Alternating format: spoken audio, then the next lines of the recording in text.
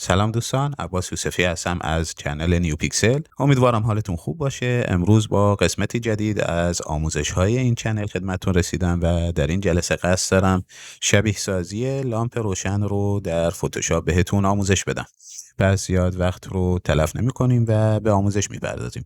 دوستان عزیز، قبل از هر چیزی همونطور که مستحضر هستید در لامپ های تنگستن این قسمت، این فنر وسطی که قرار داره نور رو تشکیل میده. پس احتیاج داره قبل از هر کاری اول به صورت دقیق این رو انتخاب بکنیم. شما مختارید از هر ابزاری استفاده کنید که من برای انتخاب این فنر از ابزار لاسو استفاده میکنم. پس اون رو انتخاب میکنم و به دقت این فنر رو سلکت میکنم.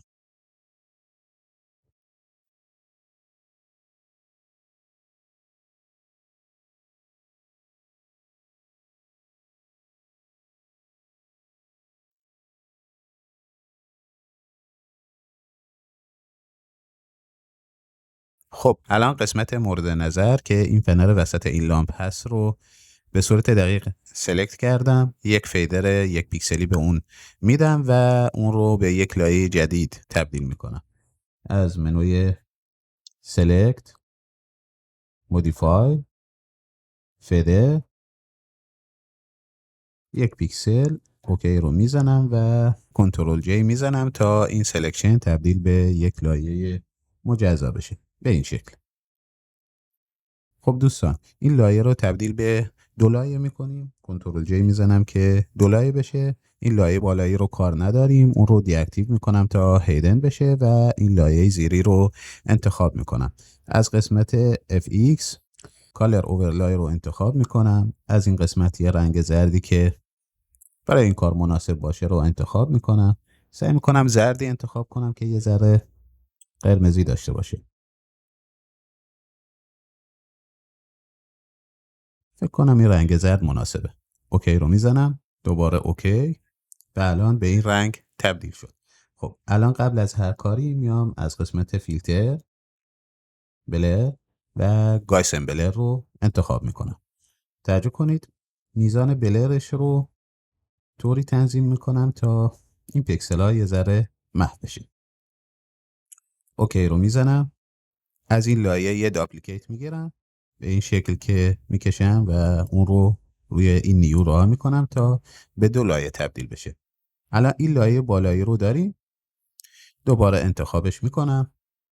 میام از قسمت FX دوباره کالر اوورلای رو انتخاب میکنم و این دفعه رنگ سفید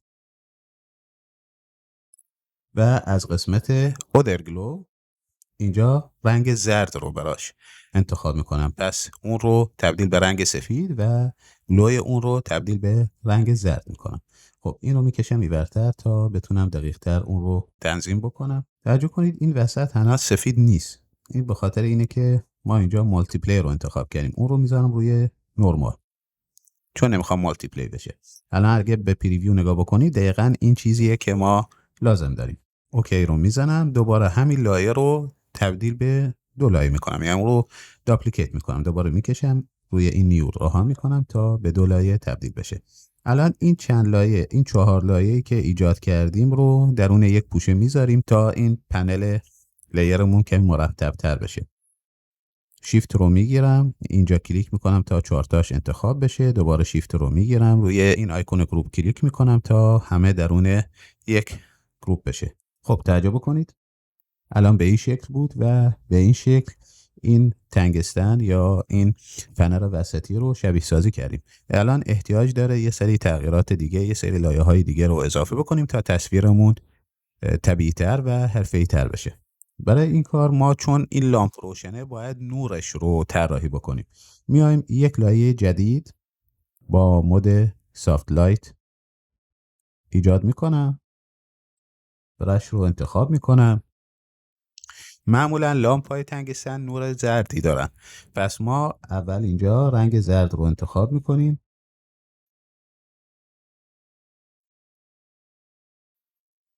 این رنگ مناسبه، اوکی رو میزنم، برش رو بزرگتر میکنم و اینجا یک کلیک میکنم. دوباره یک لایه جدید ایجاد میکنم. مود اون رو روی اوورلای تنظیم میکنم. این دفعه اینجا رنگ سفید رو انتخاب میکنم و یک کلیک دیگه میکنم. توجه کنید تقریبا الان به اون نتیجه دلخواهمون رسیدیم. فقط برای طبیعی تر شدن و قشنگ تر شدن تصویرمون احتیاج داره یه ذره کل تصویر رو کنتراستش رو دستکاری بکنیم، یه ذره تغییراتی درش بدیم تا عکسمون طبیعی تر و قشنگ تر بشه.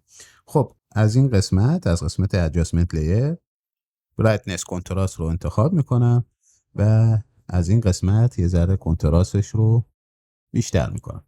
یه ذره برایتنس رو کمتر میکنم. آره فکر کنم تا اینجا خوب باشه. فقط این زردیش یه ذره زیاد شده. این لایه زردی رو انتخاب میکنم و یه ذره اوپاسیتی رو کمتر میکنم. آره الان بهتر شد. خب تقریبا به اون چیزی که مد نظرمونه رسیدیم. این تصویر اولی و اینم بعد از تغییراتی که روش اعمال کردیم. امیدوارم این آموزش مورد قبولتون قرار گرفته باشه و از اون لذت برده باشید. برای حمایت از کانال و دلگرمی ما سابسکرایب و لایک یادتون نره. دوستتون دارم و تا جلسه آینده خدا نگهدار.